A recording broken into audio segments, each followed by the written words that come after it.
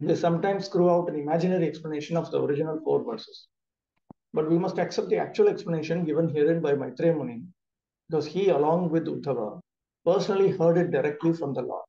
The first line of the original 4 verses runs, Ahamevasam agre. The word aham is misinterpreted by the Mayavada school into meanings which no one but the interpreter can understand. Here, aham is explained as the Supreme Personality of Godhead, not the individual living entities. Before the creation, there was only the personality of Godhead. There were no Purusha incarnations and certainly no living entities, nor was there the material energy by which the manifested creation is effected. The Purusha incarnations and all the different energies of the Supreme Lord were merged in Him only. The personality of Godhead is described herein as the master of all other living entities. Atmanam Vibhuhu. See,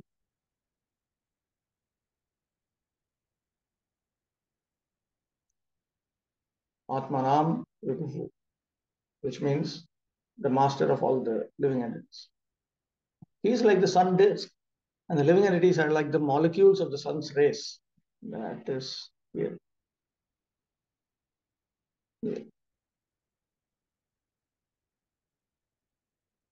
This existence of the Lord before the creation is confirmed by the Shrutis. Vasudevo va idamagra asid na brahma na cha shankaraha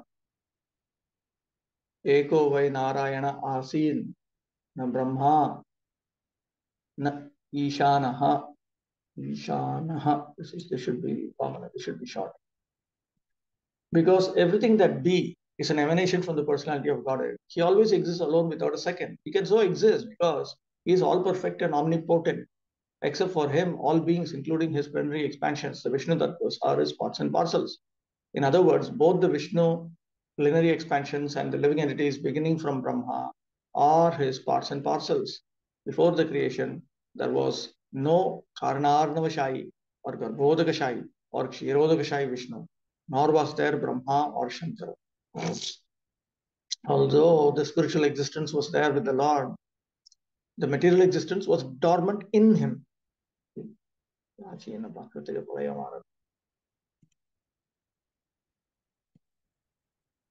By his will only is the material manifestation done and undone. The diversity of the Vaikuntha Lokas is one with the Lord, just as the diversity of soldiers accompanying a king is one with him. We already saw that. Where was that? Sena sametatvepi raja aso prayati itivat. The Bhagavad Gita 9.7 confirms that the material creation takes place at intervals by the will of the Lord, and that in the periods between dissolution and creation, the living entities and the material energy remain dormant in him. 24.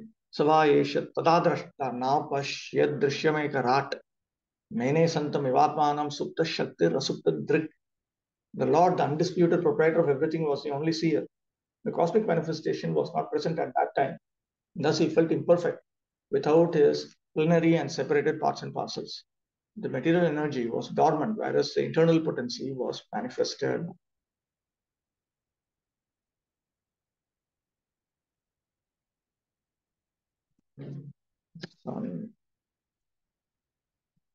So,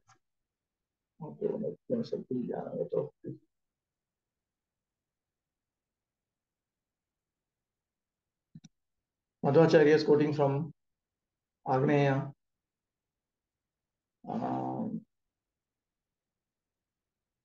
The Lord is said to be non-existing when he thinks that the jivas are not existing.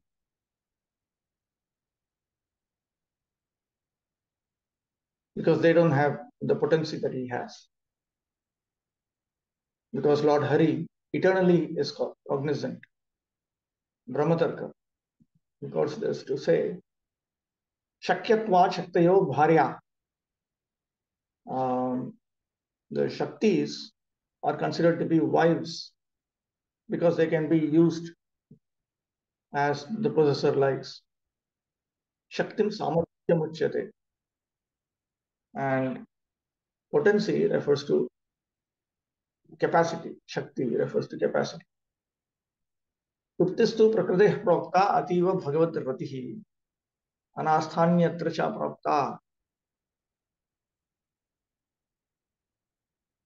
Something there's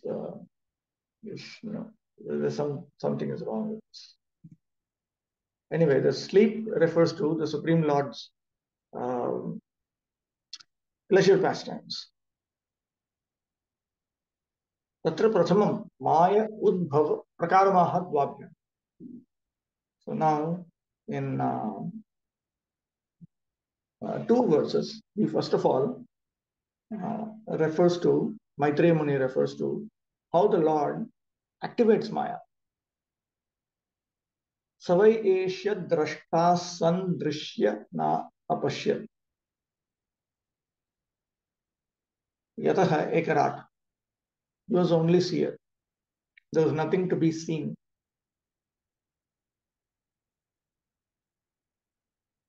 There's something wrong with the diagram here. Something is not clear. Yata ekarat. Eka eva tata prakashate. Because he was the only one who was manifest. Atmanam asantamiva mene. And he considered himself to be non-existing. Drishya abhave drashtritva abhava. They were not there because they were not seers. They were there because they were not seen by him. Therefore, they are considered to be non-existing. That's also because they were not seers. That means they were not capable of experiencing. Tadaha, sukta, maya adyaha, shaktiyaha, yasya saha. The Maya and the other potencies, they were sleeping. Natu asantameva mene, yataha asukta drik shaktir yasyeti. He had his own spiritual potency. Drishyam vishwam na apashyat. He did not see a universe that was meant to be seen. Tad darshana abhavadeva tallinam asit ityartha. Because he didn't see. From that we understand that it was merged in him. Atha atmanam atma amsham purushamapi santamiva mene bhedena na pashyati ityartha. And he did not see his own potency, the Purusha. In other words, he did not see a different form of himself. This is the meaning. Shaktir Maya, Drik Chit Shakti, Swarupa Bhuta Antaranga Shakti Ityarthaha. Here, Shakti refers to the potency of Maya, and Drik, his vision, refers to his spiritual potency, which is actually his internal potency, which is part of his own personality.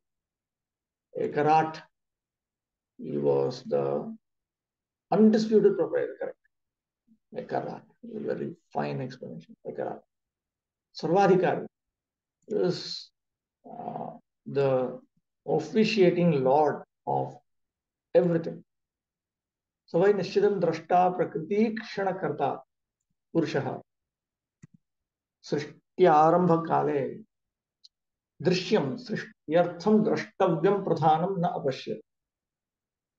So it is known for sure that that seer means the Purusha who glances at Prakriti. That is why that glance activates everything. So he is considered the glancer, the person who makes the glance, who does the activity of glancing. So this expression is used, seer.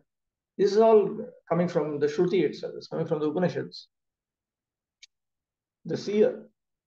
So, but he did not have anything to see at the time, at the beginning of creation. In other words, he did not see pradhana, which was meant to be seen for the purpose of creation. Tatacha atmanam swam virajantam asantam mene. So even though he was existing, he considered that he was not existing. Grihinim vina grihastha iti kavyarityukte. Just as in the as it is often stated by poets, grihastha is said to be not existing without his grihini, without his wife who takes care of the house. Yadva उत्पत्स्य मानव आत्मानं समष्टि विराजम स्वस्मिन् सूक्ष्म रूपेण संतम अभ्यासंतम एव मेने. So even though the entire Virat was present inside him in a subtle form, he considered that it was not present. Prakriti ikshanavina tasya prakatya asambhava iti bhava. The implication is, if he does not glance at Prakriti, there is no possibility that it would become manifest. No. दृष्टैव भोग्या सा कांता माया तस्य तदा कीदृशी आसीत्. If she is meant to be enjoyed simply by his glance, how was she? Tatraha. Anticipating that, it is stated, Supta Swapavati Shaktir Maya Yasyasa. Maya was his potency who was sleeping. Nahi Swapavati Kanta Sambhujyate iti bhava. The implication is, a sleeping wife is not enjoyed. किंचित् तस्य आनंदार्थम अन्यासु भगा बह्व्येव कांता जागृत्येव वर्तन्त इत्याह. Rather, to make him happy, the other fortunate, many other wives, they are awake. Asuptadrishaha, chikshakti vritteha, lakshmi adhyayasya saha. And these were the non-sleeping spiritual potencies who are referred to as Drik, as the Lord's vision. This refers to the various Lakshmis and so on, Lakshmi and so on. See, when the Lord expands himself as Vasudeva, Sankarsha, Pradyumna, Aniruddha, each of them have a particular Lakshmi of a particular name. Comes in Padma Purana, and Madhvacharya writes about this. Each of them have a particular name. Tadapi Vishwasrishtyadhyartham Bahiranga Durbhaga Api Ya Sa Maya Shaktis Tadanim Apekshitavya Eveti Bhava. Even then, even though this external potency, even though she is unfortunate, still the Lord waits for her. That is the implication here. Purport. The Lord is a supreme seer because only by his glance did the material energy become active for cosmic manifestation. At that time, the seer was there, but the external energy over which the glance of the Lord is cast was not present. He felt somewhat insufficient, like a husband feeling lonely in the absence of his wife. This is a poetic simile. The Lord wanted to create the cosmic manifestation to give another chance to the conditioned souls who were dormant in forgetfulness. The cosmic manifestation gives the conditioned souls a chance to go back home, back to Godhead. And that is its main purpose. The Lord is so kind that in the absence of such a manifestation, he feels something wanting, and thus the creation takes place. Although the creation of the internal potency was manifested, the other potency appeared to be sleeping, and the Lord wanted to awaken her to activity, just as a husband wants to awaken his wife from the sleeping state for enjoyment. It is the compassion of the Lord for the sleeping energy that he wants to see her awaken for enjoyment, like the other wives who are awake. The whole process is to enliven the sleeping conditioned souls to the real life of spiritual consciousness, so that they may thus become as perfect as the ever liberated souls in the Vaikuntha lotus. Since the Lord is Sachidananda Vigraha, he likes every part and parcel of his different potencies to take part in the blissful rasa, because participation with the Lord in his eternal rasa leela is the highest living condition, perfect in spiritual bliss and eternal knowledge.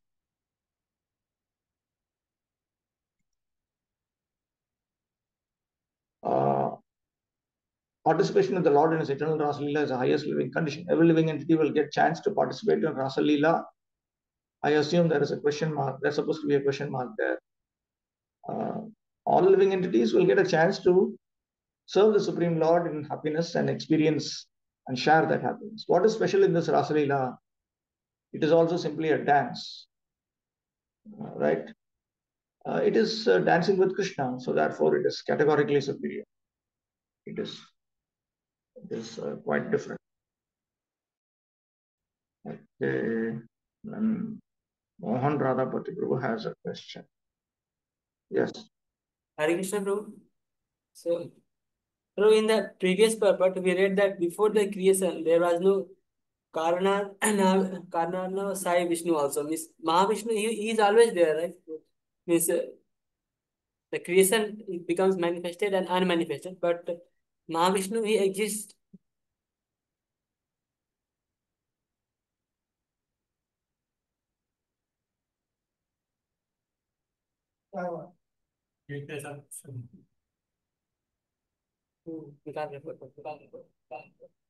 Yeah, before the creation, there was no Karnarnavashayi or Gurbudakshayi or Kshodakshayi Vishnu, nor was there Brahma or Shankara. But even the decision to even participate in material existence is taken up by Bhagavan. See, these are the three Paramatmas now. Whereas Bhagavan refers to the Lord in the spiritual world in his unlimited forms. So here, before the creation refers to the Lord enjoying the spiritual world by itself, not in discussion with the Paramatmas. So from that sense, you can say Karnodakshaya Vishnu, at least is not manifest the way the Bhagavan features are constantly manifest. That much at least can be said.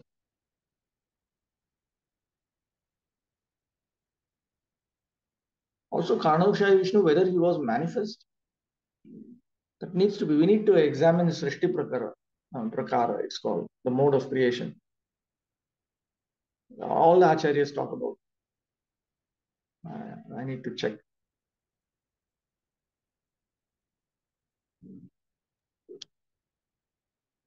Okay, let's resume. 25. Sava etasya sandrashtu shakti saddha sadatmika maya nama mahabhaga yayedam nirmame vibhu. The Lord is the seer, and the external energy which is seen works as both cause and effect in the cosmic manifestation. O greatly fortunate Vidura, this external energy is known as Maya or illusion, and through her agency only is the entire material manifestation made possible. Sa vai drashtri drishya anusandhana rupa.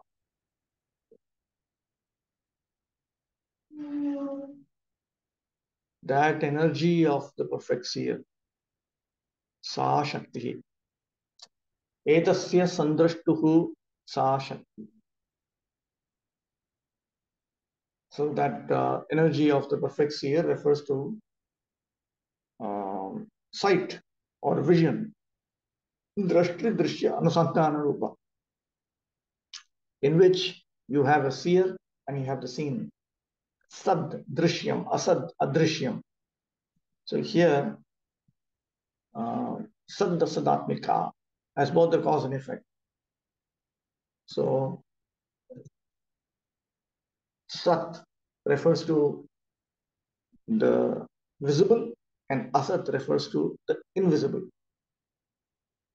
Atma swarupam sadda sadatmika. So her very nature is that she is seen and she is not seen. Sadda satoho atma yasyaha tad ubhaya anusandhana rupatva.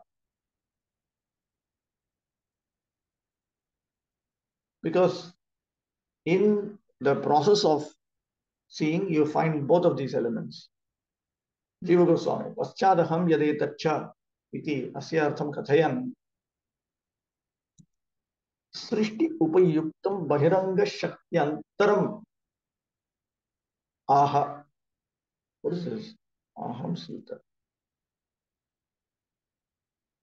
Something is wrong with this. Katittvena nimitta rupatvam saddasat atmakatvena upadana rupatvam cha ushatha vyenjit.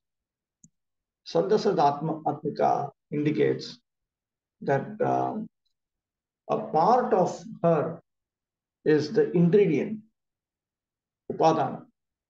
All of this is an explanation of paschadaham yadetacha, and I am whatever is left behind, which is a part of 2.9.36. ततश्च तद्दीक्षया सा माया शक्तिस्तदा जजागर. Ityaha. And then by his will, that Maya Shakti, she woke up. Sa prasiddha vai nishchitam saddasatmika karya karana rupa idam vishwam vibhuhu Parameshwaraha. Here, Vibhu refers to the Almighty Lord. The material nature known as Maya is both the material and efficient cause of the cosmos, but in the background, the Lord is a consciousness for all activities. As in the material body, the consciousness is the source of all energies of the body, so the supreme consciousness of the Lord is the source of all energies in the material nature. This is confirmed in the Bhagavad Gita 9.10 as follows. Mayadhyakshena prakriti swiyate sacharacharam hetunanena tvanteya jagad viparivartate. Throughout all the energies of material nature, there is the hand of the Supreme Lord as the final superintendent. Due to this supreme cause only, the activities of material nature appear planned and systematic. And all things, typing mistake, regularly evolve. 26. Kalavrityatu maya yam gunam mayam athokshajaha purushena atma bhutena viryamadhatta viryavan. I see something in the chat box here. But I observed that many devotees do not like to dance before the Lord. How they're going to dance with them? Don't worry about all this thing. That is all spiritual. It has got nothing to do with dancing with one's material body and material mind and all. The supreme living being in his feature as the transcendental Purusha incarnation, who is the Lord's plenary expansion, impregnates the material nature of three modes, and thus by the influence of eternal time, the living entities appear.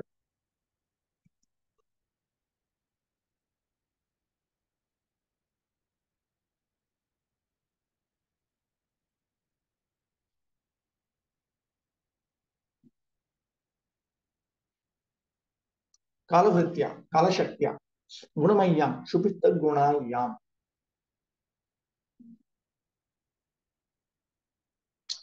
Athokshajaha, Paramatma.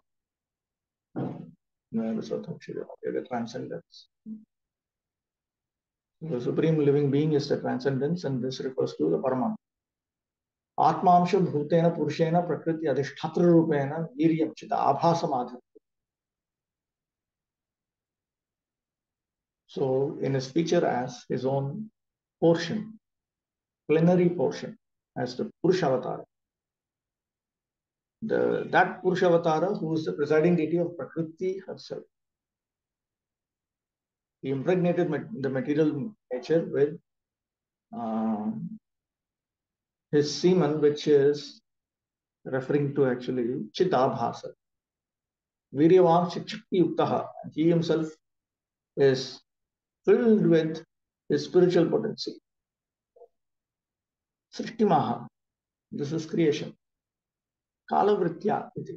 Bhagavan eka asedam iti praktana anantara grantha adhokshajaha bhagavan purushena prakriti drashtra atmabhutena swamshena dvarabhutena kalaha vrittihi yasyaha taya maya mutubhutaya gunamaya mayayam avyaktir वीर्यम जीवाख्यम आधत्त हन्ते मास्तिस्रो देवता इत्यादि श्रुते.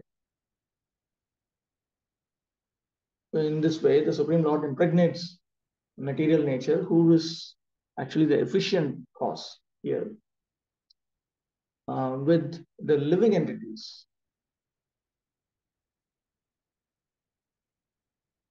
Into Maya, who is actually unmanifest. We know this because the Shruti clearly says that the jivas were injected into Prakriti. That is a famous statement in Chandogya Upanishad.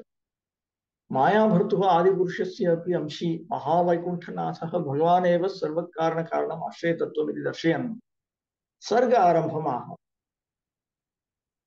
The source of the Adi Purusha, the first Purusha, the first of the three Purushas, is the husband of Maya, Prakriti herself.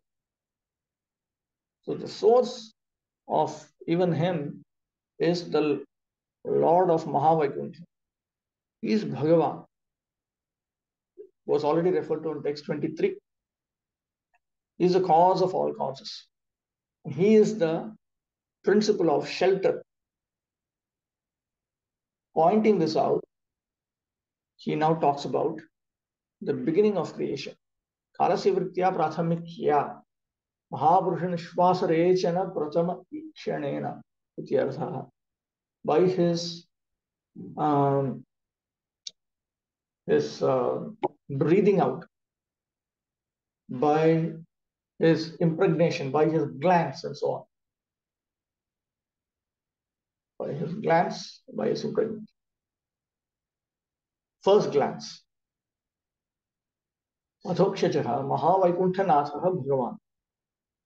Atobhutena Swamsharupena Matra Atmadhishtatra Adipurushena Dwara Mayam Urat Ikshanenaiva Samphuktayam Viryam Chit Abhasakhyam Jiva Shakti Madhya. So this Lord, in the form of himself, which means in the form of his swamsha or plenary portion, this is the Adi Purusha. I think there is a typing mistake here. It must be Maya Dhishtatra, the superintendent of Maya. He enjoys Maya by glancing at, simply by glancing at her from a distance. And in that way, he injects this Chit Abhasa, the living entities, into him. Jiva Shakti. Mamayonir Mahad Brahma Tasmin Garbham Dadhamyaham Ityatra Garbham Chit Abhasam Dadhami. In Bhagavad Gita 14.2, the Lord himself says that I impregnate this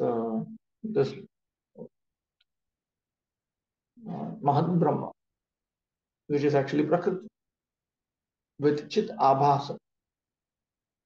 Pralaye Mayil Linam Santam Avidya Kama Karma Anushaya Vantam Kshetragyam Srishti Samaye Bhogyena Kshetrena Samyojayami Ityartha Iti Swamicharanaha Madhusudana Saraswati Padascha. At the time of dissolution, when they have merged into Prakriti, at the time of creation, at the time of dissolution, they have merged into Prakriti. But at the time of creation, I unite the Kshetragya, who is also present along with Avidya, Kama, and the remainder of his karmic reactions. Karma Anushaya. So the Kshetragya also has all of this. That's why the living entities who are impregnated are referred to as Chit Abhasa. And they are injected into the Kshetra, the field. The field is simply Maya herself. She is the Bhogya, the field to be enjoyed. So the Lord unites both of them. This is stated by Srila Sridhar Swami himself and Madhusudana Saraswati also in his Gita comment. Maya Shakti Jiva Shakti Yor Melanena Eva Jagadutpatti Sambhava. Because it's only possible for the universe to come about when there is a combination of Maya Shakti and Jiva Shakti. Maya Kshetragya Shakti Sa Taratamyena Vartate Iti Vaishnavokte Maya Shaktau Jiva Shakti Praveshanat Maya Shakti Adhinam Jiva Shakti Chakare Vakyartha. The meaning is, he also refers to a statement of the Vishnu Purana, which indicates that the living entity has now been made subordinate to the Maya potency. Kimche Shakter Anantyat Mayayam Apravishta Api Anantayava Tasya Jivaha Vishwaksena Adi Namanaha Vyaktaha Avyaktaha Cha Nityasiddhaha Santityaha Viryavan. And the very expression Viryavan indicates that he is still filled with this Virya. The Virya refers to the living entities. But this indicates that some of them are not actually injected in. And this refers to the unlimited living entities who belong to him. There are unlimited. and they have not entered into Maya. And it is simply the nature of the potency that each potency is unlimited. So Jiva potency is also unlimited. And the Jivas that are not injected refer to Vishwaksena and others. Both they are manifest and unmanifest, eternally perfect living entities. Striyam, Ahitad, Viryad, Adhika Pramanameva Viryam Pumsi Tishtati Iti Lokeshwa Prasiddhe. The offspring of any living being is born after the father impregnates the mother with semen, and the living entity floating in the semen of the father takes the shape of the mother's form. Similarly, mother material nature cannot produce any living entity from her material elements unless and until she is impregnated with living entities by the Lord himself. That is the mystery of the generation of the living entities. This impregnating process is performed by the first Purusha incarnation, Karana Arnava Shayi Vishnu. Simply by his glance over material nature, the whole matter is accomplished. We should not understand the process of impregnation by the personality of Godhead in terms of our conception of sex. The omnipotent Lord can impregnate just by his eyes, and therefore he is called all potent. Each and every part of his transcendental body can perform each and every function of the other parts. This is confirmed in the Brahma Samhita 532. Angani yasya sakhalendriya vritti manti. In the Bhagavad Gita 14.3 also, the same principle is confirmed. Amayonir mahad brahma tasmin garbham dadhamyaham.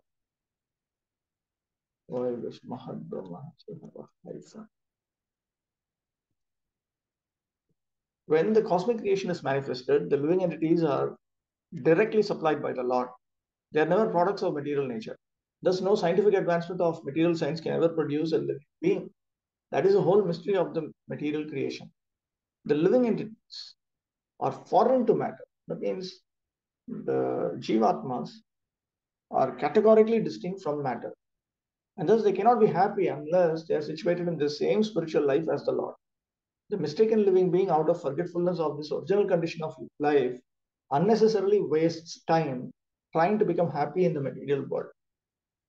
The whole Vedic process is to remind one of this essential feature of life. The Lord offers the conditioned soul a material body for his so-called enjoyment. But if one does not come to his senses and enter into spiritual consciousness, the Lord again puts him in the unmanifested condition as it existed in the beginning of the creation. The Lord is described here as Vidvan, or the greatest potent being, because he impregnates material nature with innumerable living entities who are conditioned from time immemorial. 27. Tato bhavan mahattattvam avyaktat kala choditat vijnanatmatmadehastham vishwam vyanyam stamondaha. Thereafter, influenced by the interactions of eternal time, the supreme sum total of matter called the Mahatattva became manifested. And in this Mahatattva, the unalloyed goodness, the Supreme Lord, sowed the seeds of universal manifestation out of his own body. Kala preritat avyaktat mayataha tattva padam parityajam mahataha lakshanam ataha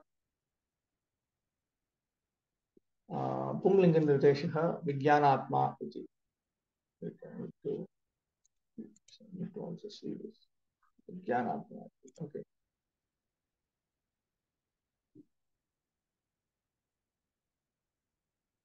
By the interaction of time, Mahatattva became manifested. From the unmanifested, which means from Maya.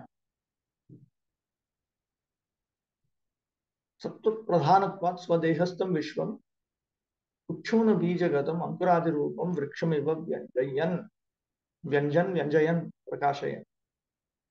So just as a tree starts visibly growing in the form of sprouts and so on, from seed stage to seedling stage, and starts to sprout up. Because now Sattva Guna is predominant in the Vishwa, the universe that is in his body. Yataha asau tamonnadati tamonadaha. Because he destroys the darkness through this process of creation. Taduktam Sattvat Tantre. And it is stated in Sattvat Tantra. Vishnostu Trini Rupani. Purushakhyani Atho Viduhu. Prathama Mahatas Sashtit. Dvitiyam Tvanda Samsthitam. Tatiyam Sarvabhutastam. Tani Gyata Vimuchyate. This is well known verse. Vishnu has three forms known as the Purushas. The first one creates the Mahat or Mahatattva. The second is situated in each Brahmanda. The third one is situated in the body of every organism. By knowing, understanding, and realizing them, one attains complete liberation. Tat iti vijnanatmakah api padartha samabhavat. Taddeva namna mahatattva iti tamonudah pralayagata jnanadvamsakarta.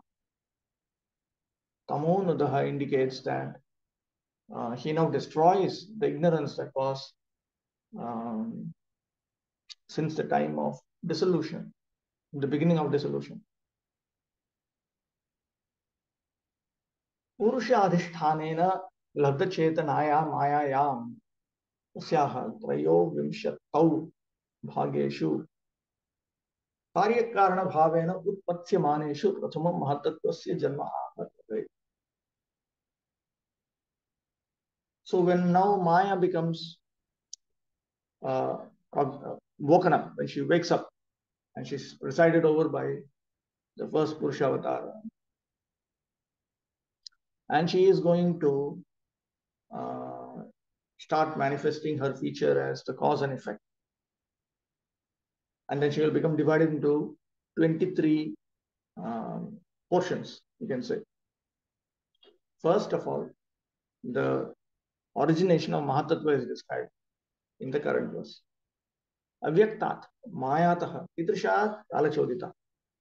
So when Maya is impelled by the force of time, Maya by herself is unmanifest to the conditioned souls. But when she is impelled by the force of time, so then she becomes appropriately transformed in order to generate. Tattvapadam parityajya mahato lakshnamaha Vijnanatma samahan satvamsha pradhanyena vishishtajnana swarupaha sarvadeheshu chittarupena ya amshena vartate ityarthaha. So this Mahatattva, which is predominantly filled with the portion of Sattva Guna, is present in every living entity's bodies in the form of chitta, contaminated consciousness. Therefore, she is described as Vijnanatma here. Swadehastam Vishwam Chunabija Gatam Rajarupam Riksham Iva Vyanjayan Prakashayan Yataha Sautamondaha Pralayagata Ajnana Dvamsakarta Tataha Rajomsha Prathanya Sati Kriya Shaktya Mahatattva Bhedaha Sutra Tattva Ityapigya. So now the darkness has been dispelled. It should be under. Right now, Sattva Guna is predominant, but after some time, Rajo Guna will become predominant. And at that time, by the force of the Kriya Shakti, the potency of action, Mahatattva itself will begin to get differentiated. So at that time, there will be something known as the Sutra. It will be transformed into Sutra. Okay.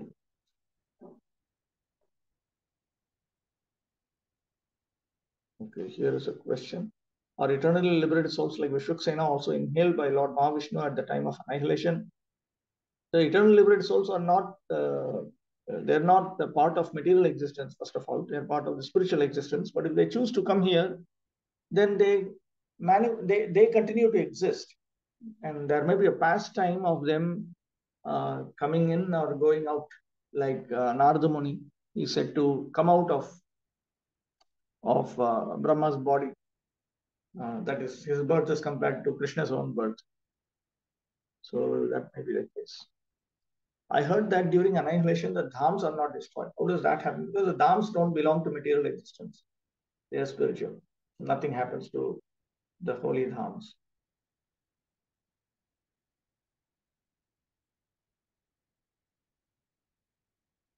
In due course of time, the impregnated material energy was manifested first as the total material ingredients. Everything takes its own time to fructify, and therefore the word Kala Chodita, influenced by time, is used here. The Mahatattva is a total consciousness because a portion of it is represented in everyone as the intellect. The Mahatattva is directly connected with the supreme consciousness of the supreme being, but still it appears as matter. The Mahatattva or shadow of pure consciousness is the germinating place of all creation. It is pure goodness with the slight addition of the material mode of passion, and therefore activity is generated from this point. 28. Sopyamsha gunakalatma bhagavad drishtigocharaha atmanam vyakarodatma vishwasyasya srikshaya. Thereafter, the Mahatattva differentiated itself into many different forms as a reservoir of the future entities. The Mahatattva is chiefly in the mode of ignorance, and it generates the false ego.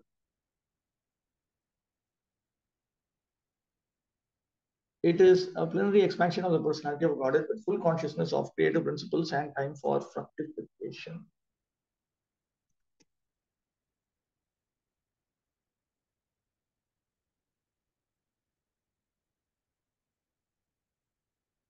Amshaha Jivaha. Madhvacharya interprets the word Amsha to refer to the Jiva. Then he goes from Brahma Purana. Kala Jiva Gunadinam Abhimani Chaturmukha Sarva Jiva Abhimanitvat Amshetyeva Uchyate. The four-faced Brahma, being the presiding controller of time, living entities, and the gunas, he is referred to as the Amsha. Ahankara Utpatti Maha Sardhabhyam. In 1.5 verses, the generation of Ahankara is described. Amshas Chitabhasa Nimittam Guna Upadanam Kalaha Kshobhakaha Tad Atma Tad Adhinaha Bhagavan Sarvadhyakshaha Tad Drishtigocharaha San Swayam Atmanam Vyakarot Upantaram Anayat. Here, the ingredient cause is the Lord's portion in the form of this Chit Abhasa, the shadow of spiritual existence. The modes of nature are the ingredient cause. Sorry, Nimittam refers to efficient cause. This is the ingredient cause. Time is the agitator. And then you have Tadatma, Tadatina. And then you have the Supreme Lord who oversees everything. He comes under the vision. And then he expands himself into other forms. Bhagavan etadamshaha purusha atma vijnana atmaiva sisrikshaya iti aupacharikam. When it says that this portion desired to create, this is a metaphor. Nadi ulam pipatishyati iti vad. It is like the statement that the river wants to take over the shore. There are standard metaphors. This is a metaphor. Tamomsha pradhanye sati ahankara utpatti maha. So when tamoguna becomes predominant, then ahankara is generated. So be mahan amshaha purushaha viryam jiva shaktihi punaha prakriti amshaha satvadhyaha kalaha cha tad utpatti upayogi taireva karanehi atma swarupam yasya saha. So there are several reasons for the generation of ahankara. You have the Purusha, you have the Jiva Shakti, you have the portions of Prakriti known as the Gunas, the Satoguna, Rajoguna, Tamoguna. Then you have time, Kala Shakti, which is helpful for bringing about this generation of Ahankara. Bhagavataha drishtihi ichha tad vishayibhuta san atmanam. What is this? Swayam akaro rupantaram anayati idrashaha vishwasya asya janishyamanasya atma ashraya srikshaya ahankara sashti ichhaya. By the glance of the Lord. That means by the will of the Lord. And then this Mahatattva itself, it attains another form.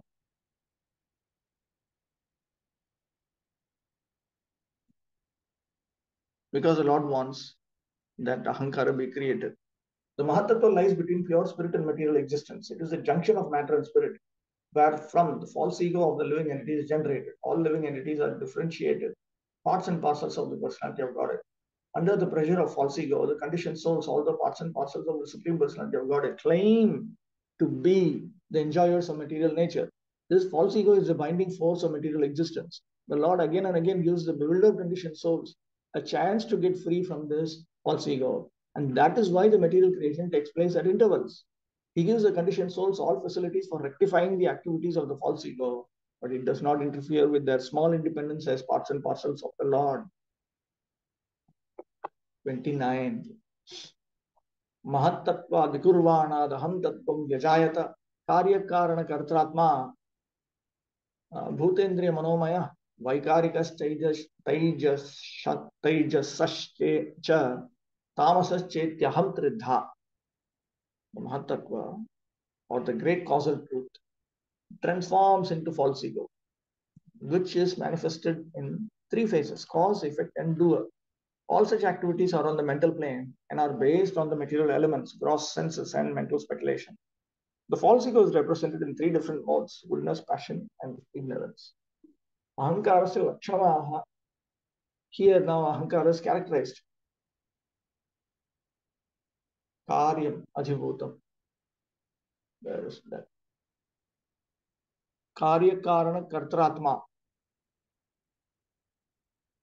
is this is the source of effects, cause, and the doer,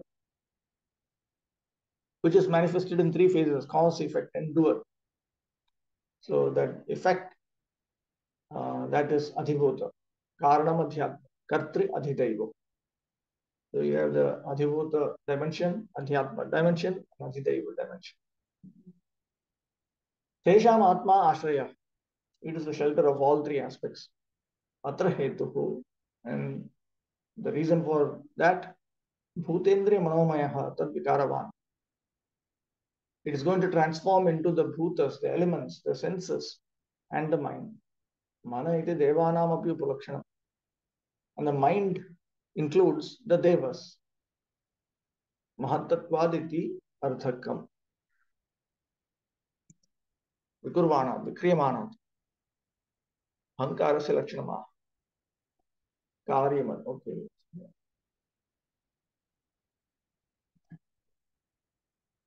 A pure living entity in his original spiritual existence is fully conscious of his constitutional position as an eternal servitor of the Lord.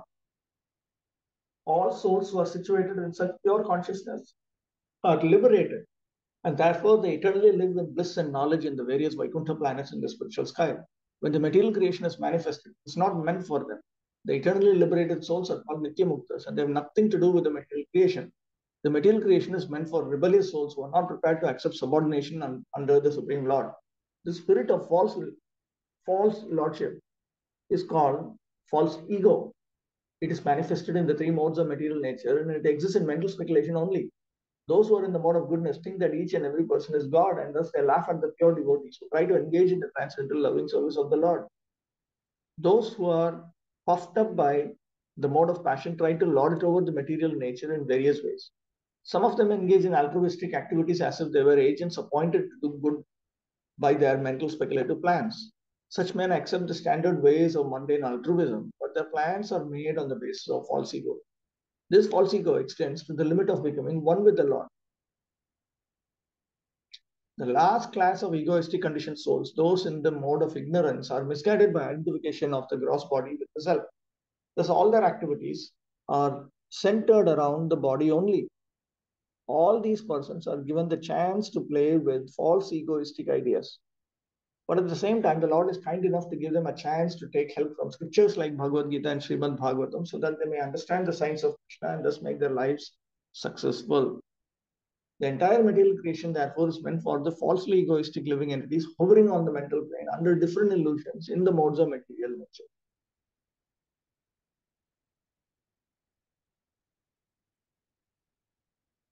30. Aham tattva vikurvana मनोवैकारिकादभूत वैकारिकाश्च ये देवा अर्थाभिव्यंजनम यतः.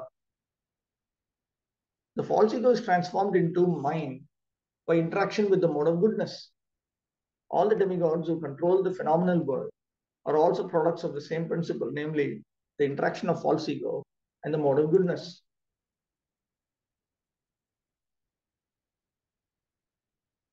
Etadev vibhagatah prapanchayati.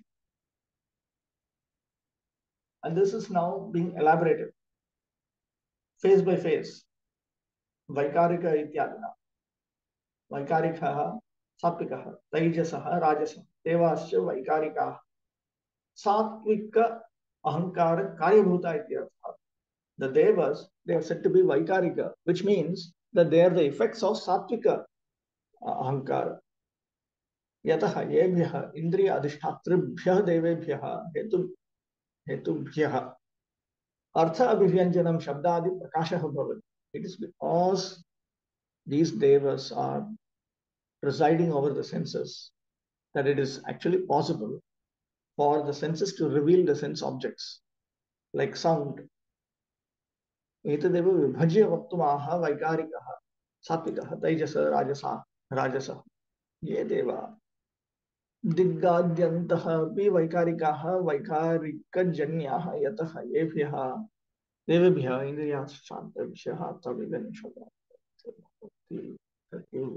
Okay, wait, what? False ego interacting with the different modes of material nature is the source of all materials in the phenomenal world. Okay, just give me a minute. Let me just get some water. I need to drink.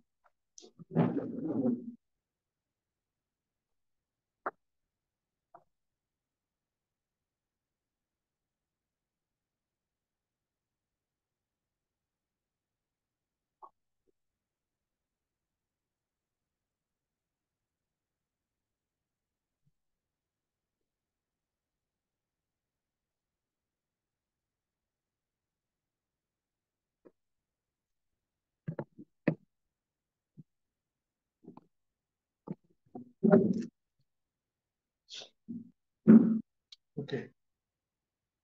31. Taijasan indriyanyeva jnana karmam mayani cha. The senses are certainly products of the mode of passion and false ego, and therefore philosophical, speculative knowledge and fruitive activities are predominantly products of the mode of passion. Since the next portion of the verse is also there on the left, I'll read out the purport and then go forward. The chief function of the false ego is godlessness. When a person forgets his constitutional position as an eternally subordinate part and parcel of the Supreme Personality of Godhead and wants to be happy independent, he functions mainly in two ways. He first attempts to act fruitively for personal gain or sense gratification, and after attempting such fruitive activities for a considerable time, when he's frustrated, he becomes a philosophical speculator. He thinks himself to be on the same level as God. This false idea of becoming one with the Lord is the last snare of the illusory energy, which traps the living entity into the bondage of forgetfulness under the spell of false ego. The best means of liberation from the clutches of false ego is to give up the habit of philosophical speculation regarding the absolute truth. One should know definitely that the absolute truth is never realized by the philosophical speculations of the imperfect egoistic person. The absolute truth or the Supreme Personality of Godhead is realized by hearing about Him in all submission and love from a bona fide authority, who is a representative of the 12 great authorities mentioned in the Srimad Bhagavatam 6.3.20. By such an attempt only can one conquer the illusory energy of the Lord, although for others she is unsurpassable, as confirmed in the Bhagavad Gita 7.14. 32. Tamaso bhuta sukshmadev yatah kham lingamatmanah. The sky is a product of sound, and sound is a transformation of egoistic ignorance. In other words, the sky is a symbolic representation of the Supreme Soul. Taijasanye vedyanvayah jnanamayanam satvikat vashankam abhut iti evakarah. Tamasah bhutasuktasya shabdasya adihi karanam. Yada Shabda, Kham, Akasha. So first we get from the mode of ignorance, that means tamasic ahankara, we get the gross and subtle elements.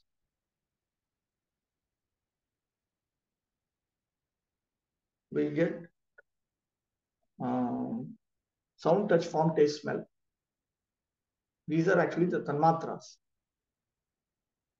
And from Shabda, we get Akasha.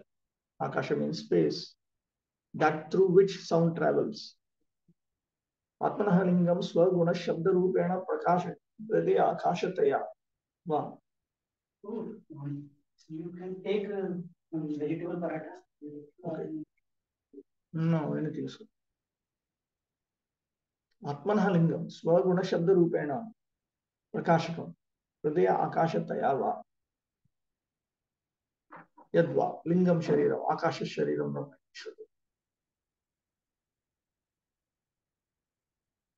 So here Shabda can refer to also, the Akasha can also refer to the sky in the heart. Can also refer to the Supreme Brahman himself. That comes in Vedanta Sutra,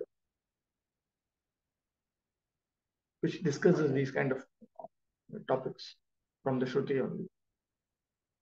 Atmanaha, Paramatmanaha, tasya lingam bodhakam tasmad va etasmad atmana akasha sambhutaha yasya shrutehe tadvara tadbadhakatvad. Akasha itself is a manifestation of the Supreme Soul. Well-known statement he is quoting from the Shruti. Indriyani taijasani eva iti anvaya. Jnanenam. Jnanendriyanam. Jnanam mayanam. Sattvikatva ashankya mabhut iti evakara. Tamasa bhuta sukha.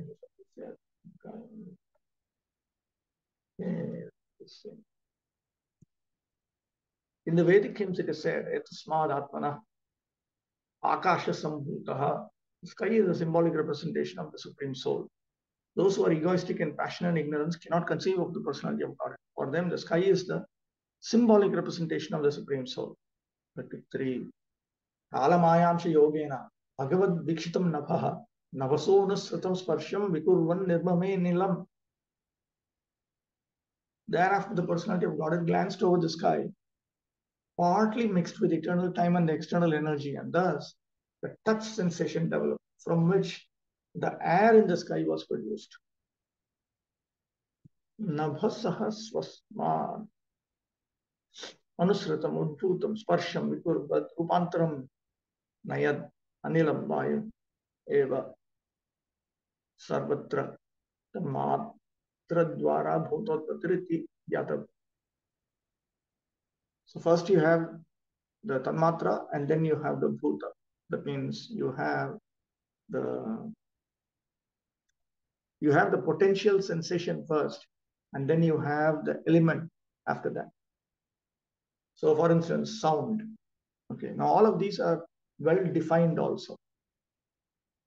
So first you have sound. Sound is a tanmatra, and a tanmatra, sound, touch, form, taste, smell, refers to possible sensations. And then for each possible sensation, you need to have an element which forms its unique environment. Not unique, you need to have an environment. Let me say this much. Like for instance, you need to have space as the environment for sound. So like that, one by one, they keep coming. Then you have the touch sensation. Okay. Then from the touch sensation, air is produced. Air is another element. And then that comes from touch sensation. So first always you have the sensation. Then you have that which is sensed. Air is sensed through touch only. Sparsham, sparshatmakam, bhuta sukshma rupam, vayum ityartha evam uttaratra. Nabha kartre nabhasaha swasmad anusrutam udbhutam sparsham vikurvat rupantaram prapayat sat anilam nirmame.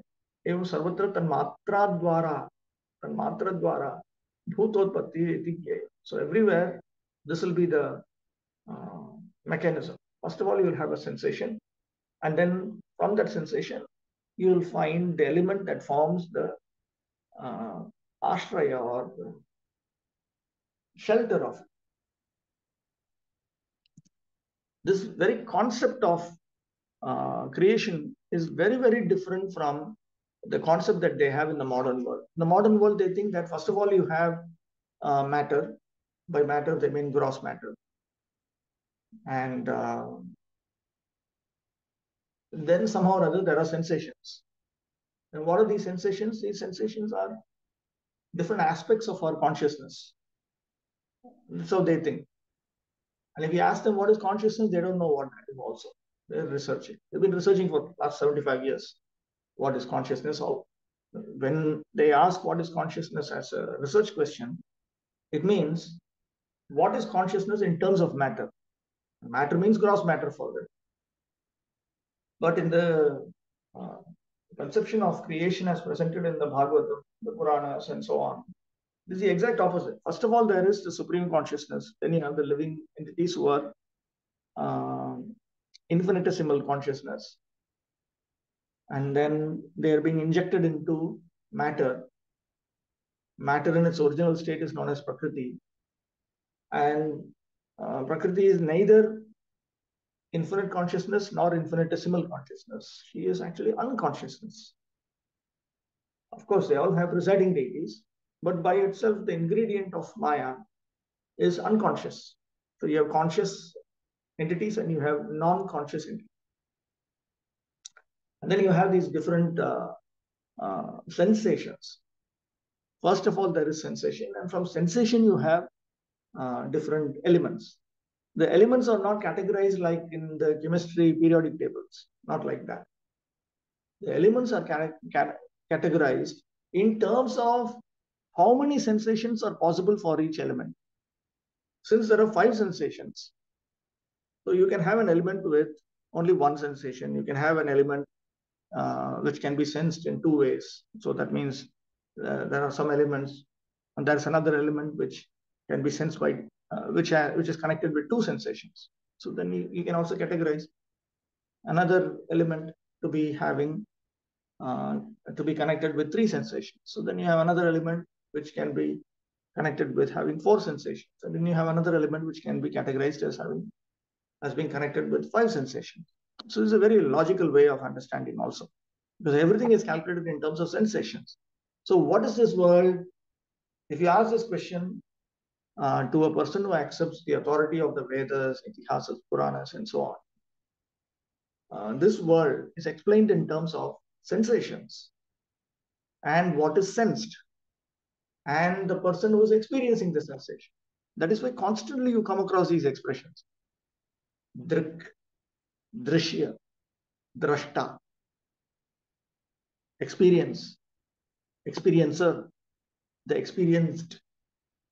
Constantly these expressions are used in discussions pertaining to the Upanishads regarding creation. So that very concept is different. First of all, there is conscious being. And then you have that which he is conscious of. All material creations take place from subtle to gross. The entire universe is developed in that manner. From the sky developed the touch sensation, which is a mixture of eternal time, the external energy, and the glance of this personality of God. The touch sensation developed into the air in the sky. Similarly, all other gross matter also developed from subtle to gross. Sound developed into sky, touch developed into air, form developed into fire, taste developed into water, and smell developed into earth.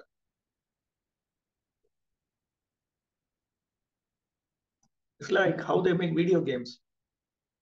They create environments. They create different ways of experiencing different elements within that environment. Then they create characters which can experience. They give different potencies to different characters.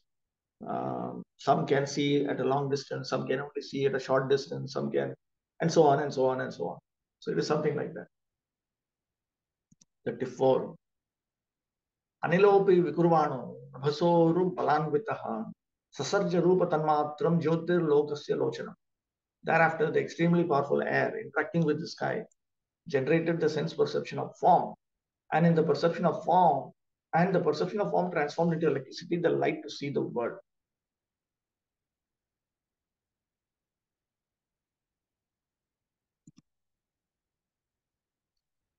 Right?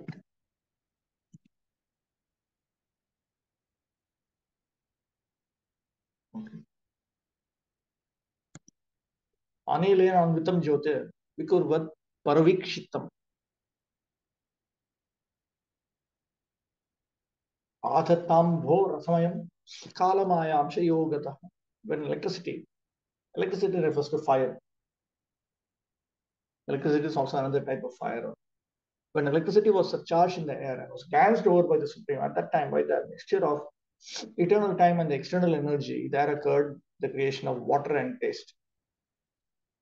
36. Jyotishambho nu samsrishtam kurvat brahma vikshitam mahim gantha gunamadha kalamayamsha yogataha. Thereafter, the water produced from electricity was glanced over by the Supreme Personality of Godhead and mixed with eternal time and the external energy. Thus, the water was transformed into the earth, which is qualified primarily by smell. 7. Bhutanam adinam yadyad bhavyavara tesham paranu samsargad yatha sankhyam gunan viduhu.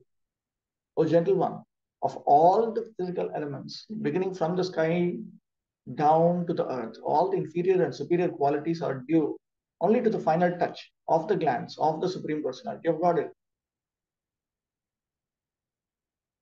Hey Bhavya Vidura, O gentle one, Vidura. Pathantare bhavyam karyam. Sometimes the word bhavyam appears instead of bhavya. In which case it means the effect. Yadyat avaram karyam tesham karyanam karane anusamsarga.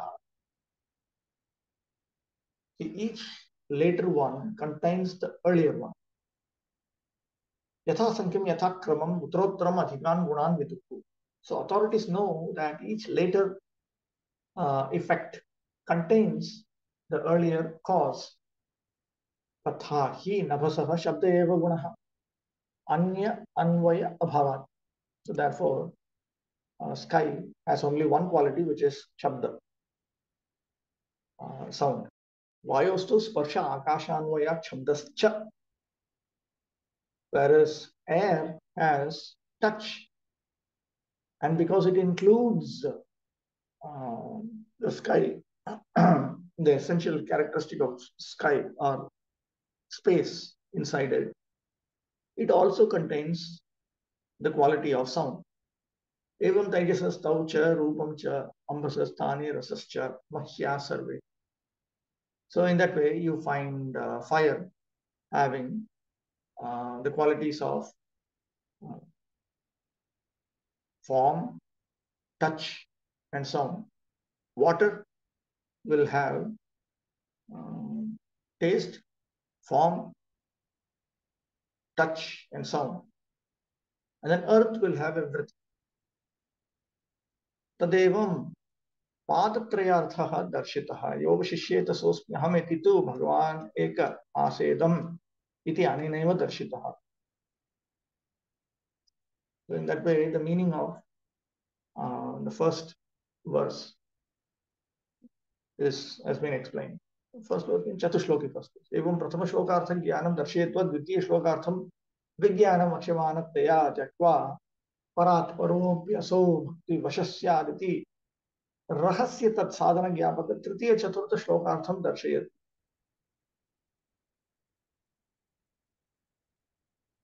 So then having explained the first Chatushloki verse, for the time being he skips the second verse right now. He's going to speak about it a little later. Then he talks about the confidential truth, which is the goal of love of God and the means to attain it, which is dealt with in the third and fourth verses. Ete Deva Ityadika. It's going to come now. From Ete Deva up to Tasamsa Shaktina. From the descriptions of the physical elements in the above verses, it is clear that in all stages, the glance of the Supreme is needed with the other additions and alterations. In every transformation, the last finishing touch is the glance of the Lord, who acts as a painter does when he mixes different colors to transform them into a particular color. When one element mixes with another, the number of its qualities increases. For example, the sky is the cause of air. The sky has only one quality, namely sound, but by the interaction of the sky with the glance of the Lord, mixed with eternal time and external nature, the air is produced, which has two qualities, sound and touch. Similarly, after the air is created, the interaction of sky and air, touched by time and the external energy of the Lord, produces electricity. And after the interaction of electricity with air and sky, mixed with time, the external energy and the Lord's glance over them, water is produced. In the final stage of sky, there is one quality, namely sound. In the air, there are two qualities, sound and touch. In the electricity, there are three qualities, namely sound, touch, and form. In the water, there are four qualities, named sound, touch, form, and taste. And in the last stage of physical development, the result is earth, which has all five qualities, sound, touch, form, taste, and smell. Although they are different mixtures of different materials, such mixtures do not take place automatically, just as a mixture of colors does not take place automatically without the touch of the living painter. The automatic system is actually activated by the glancing touch of the Lord. Living consciousness is the final word in all physical changes. This fact is mentioned in the Bhagavad Gita 9.10 as follows. Maya dhakshena prakriti suyate sacharacharam hedunanena kaunteya jagad viparivartate. The conclusion is that although the physical elements may have worked very wonderfully to the layman's eyes, their workings actually take place under the supervision of the Lord. Those who can mark only the changes of the physical elements and cannot perceive the hidden hands of the Lord behind them are certainly less intelligent persons, although they may be advertised as great material scientists. 38. Ete deva kala vishnu kalamayamsha linginaha nanatvat swakriyani sha trochuh pranjalayo vibhum. The controlling deities of all the above mentioned physical elements are empowered expansions of Lord Vishnu. They are embodied by eternal time under the external energy, and they are as parts and parcels. Because they were entrusted with the different functions of universal duties, they were unable to perform them. They offered fascinating prayers to the Lord as follows. Ete deva ityadena iti tasam swashaktina ityadhyantena granth. Vishnu kala vibhutayaha. So these were all empowered expansions of Lord Vishnu. There is vibhutis, which means they are slightly empowered by him. Shakti Avesha means greatly empowered by him. This is noted in Chaitanya Charitamrita. Lingam cha shariram sahayatvena vidyante yeshante ateva pranjalaya prochatu. So they appeared in their form, in their with bodies which are very useful for them, and they offered, they joined their palms and they offered prayers to the Lord.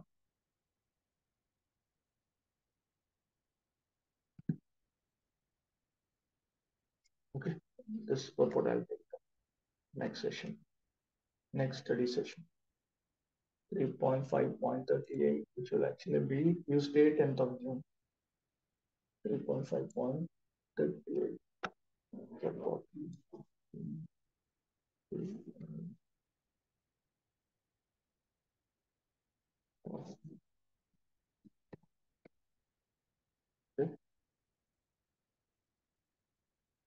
Okay. So I'll stop the share. Okay, one channel Padurvyasya Vipasana Devacha Patitanam Bhavanatyo Vaishnavityo Namo Namaha